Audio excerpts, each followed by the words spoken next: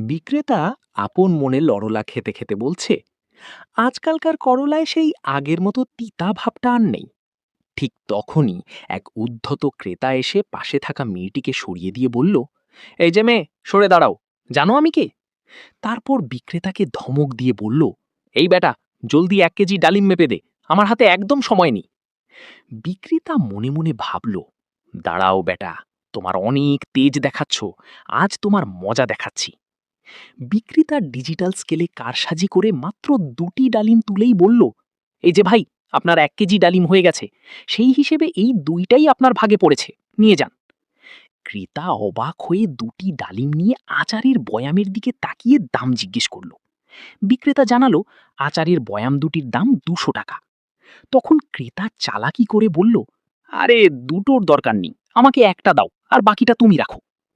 বিক্রেতা এবার আরো বড় বুদ্ধি বের করলো। সে ভাতের বাটি নিয়ে এসে 2টি বয়াম থেকেই অর্ধেক আচার খেয়ে সাবার করে দিল। ক্রেতা হাঁ করে তাকিয়ে দেখছে আর ভাবছে, এই তো দেখি এখানেই খাওয়া শুরু করে দিল।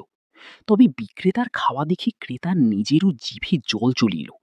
শেষে বিক্রেতা 2টি বয়ামের অবশিষ্টাংশ একসাথে করে ক্রেতার হাতে ধরিয়ে দিয়ে বলল, এই নিন আপনার আচার, 2 বয়াম মিলিয়ে আপনার চাহিদা মতো অর্ধেক করে দিয়েছি, এবার জলদি 200 টাকা বের করুন।